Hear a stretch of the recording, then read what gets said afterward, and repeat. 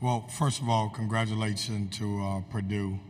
Obviously, I thought they played a really good game, and it's a really good basketball team. They do a good job. They can score the ball inside and out.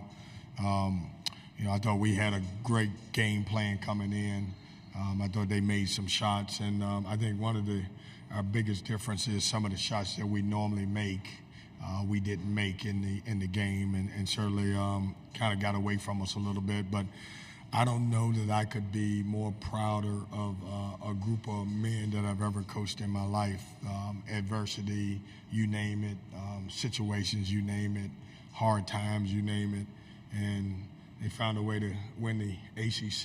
They found a way to make it to the Final Four, and so we're gonna leave out of here because Purdue won the game, but we will walk out of here with our heads up as champions, and what we've been able to provide, and the memories that these guys have created for NC State basketball, but more importantly for themselves, for the rest of their lives. And these guys are champions, they're ACC champions, and so I'm proud of them. Starting with the older guys, DJ Burns and DJ Horne and Casey Moselle, and just so proud of what they have poured into this university and also into our basketball program. So grateful for them, excited that what we've done and what they've been able to do, and like I said, we're going to leave out of here with our heads up. Thank you, Coach. We're looking for questions for DJ Horne and DJ Burns. If you have a question for either of the NC State student athletes, please raise your hand and state your name and media outlet and your question. Brett Friedlander, SaturdayRoad.com. This is for DJ Horne. Was it just one of those nights where the ball wasn't going in, or was there something that Purdue did defensively that really kind of took you guys out of your rhythm? I think it was just one of those days where the ball just wasn't bouncing our way. Looking back at it, I can't really remember everything that went on in the game, but just off the top of my head, I know we didn't make shots out of high clip. We're going to go all the way back and all the way left. Hey, DJ Horne, Jake Seymour, WCSN. I just kind of reflect on your college career, obviously changing schools, kind of working your way up to this point. Just what are some of the key takeaways you take away, especially this season, walking away as ACC champions and getting to this stage? Yeah, this season was definitely a great one. Whole career, looking over it, it's been a long journey.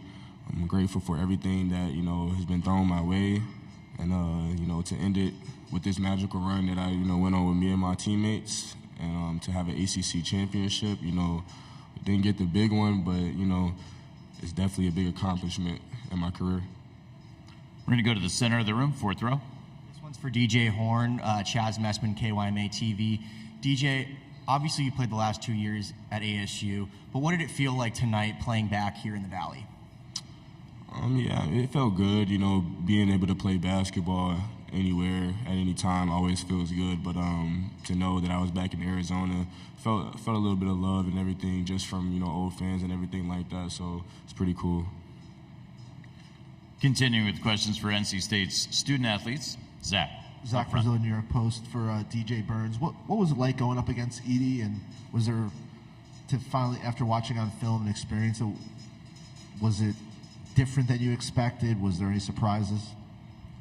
No, sir. I think I didn't do as good of a job in the first half, keeping him from getting to that right hand. And he's a tall guy. If you let him get to his spots, he's going to make shots. And, we cleaned it up, but it was a little too late. Next question, same area, right up front. Dennis Cox, WREL in Raleigh. For both DJ Burns and Horne, the impact that you guys have made on NC State with this run that you guys have made, speak to that. How much fun has this journey been for you guys? I know it didn't end the way you wanted to, but the impact that you guys have had on campus.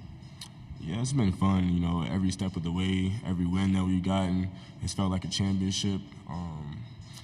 To see all the joy and the happiness that it's brought, our university, our city and everything, how many people got behind us, not just from NC State, but the whole country, it just shows, when you come together and, stick together, what you can do as a team. And I'm just, grateful that I was a part of it all. DJ Burns?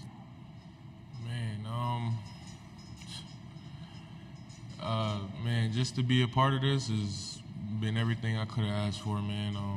Didn't go the way we wanted to go out, but, man, this has been an experience like no other. It's something, that I've wanted my whole life, and to be able to do it with the group of people that we have is just amazing, man. And the city, we're just glad we could bring the culture back to Raleigh and bring it back for state fans, man. They've been waiting for a long time, and I hope we give them something to, build up for next year. On the left side in the fourth row.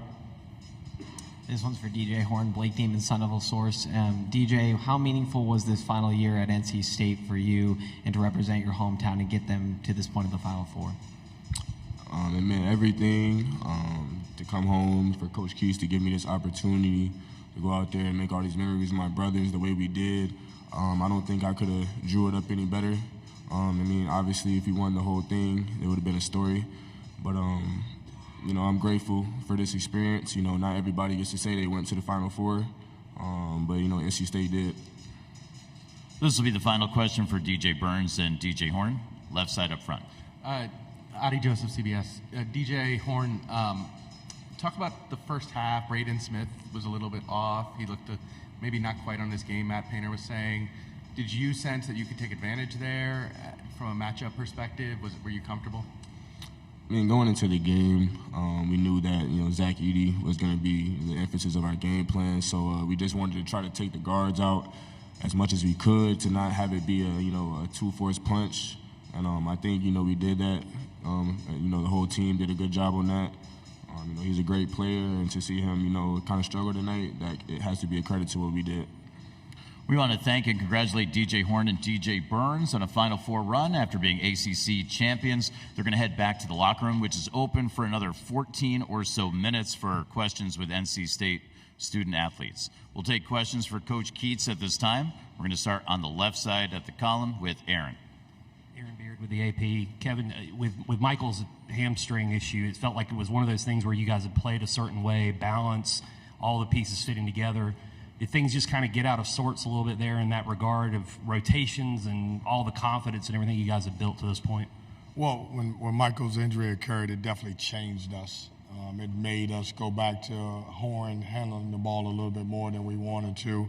I thought Breon came in and did a good job for us.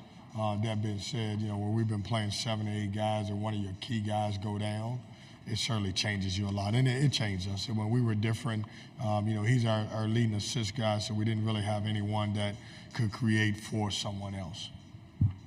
Coach, we're going to go to the left side, to the left of the aisle. Richard Smith, independent news media here in Arizona.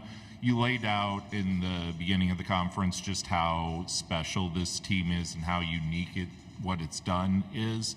Do you think, though, in this era of college basketball, you're going to start seeing more teams like this where a lot of guys come into the program and, what struck me watching this team, it wasn't a Cinderella team. It was a talented team that figured out how to play together. Do you think that's the start of, kind of a movement in college basketball? And what does it say about these guys that they learned how to use each other's talent so well before it was too late?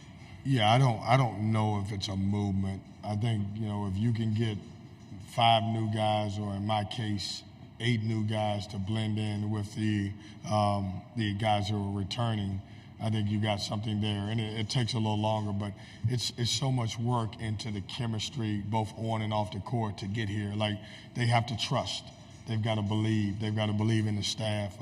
Most time when you get a lot of transfers, they come in as independent contractors. And if you can get them to work for the company, being NC State and playing for NC State, then it usually works out in your favor. And we were able to do this. Everybody won. There are some teams that have just as many transfers as we have, but we're not able to connect the way we did. And like, the way we connected is unbelievable. Like, if you had a chance to hang around with these guys all day, you'd be like, man, these guys are fantastic. And they were, we went about our business, but we had fun. They genuinely liked each other and wanted to see each other be successful. Coach, we'll go up front to the right side. Charlie Grill with 24/7 Sports. Coach, I know the emotions of the game is still kind of raw, but talk about what a run like this does for your program moving forward. Well, it's great. I mean, you think about, we have a story, and when you're in any sports, you want to have a story. Look at our story.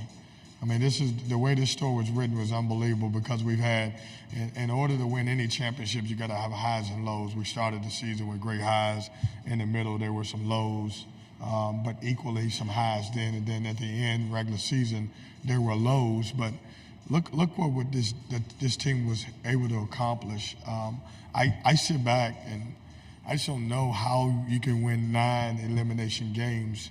And I think out of those 9 games, we only had one of them that was not a double-digit when we got in the NCAA tournament. There wasn't a double-digit win. And these guys always believed, they trusted.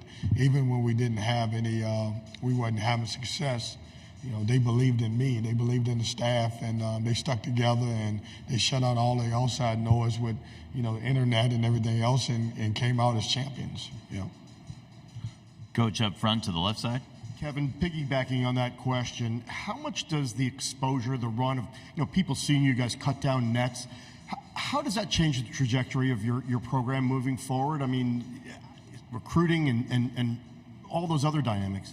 Well, I hope people understand that we have a heck of a basketball program, and we play a unique style, and we've got a great culture. You know, what's not talked about enough is, you know, we've had 5 teams in the last couple of years get in the tournament, and we're one that's been 2 years in a row. Like, it's almost forgotten because we didn't make a run last year, but this is back-to-back NCAA tournaments where our league is so good and we're not getting the respect that we deserve. So in 2 years where we've got 5, we've been one of the 5 a couple years. And I think the run will help, and you know, people understanding this. But it's also special for, you know, graduates and the current student body, and, you know, folks that remember the great run with 83. I mean, when you sit back and look at what we've done, man, you're going to be amazed at it. You know, as you go through it, like this doesn't happen every day. Like, you know, how many people do you know finished their run at 9-1, winning 9 games, and then obviously losing the last one? I think before this, the only other team that had won more games than us was UConn. Yeah.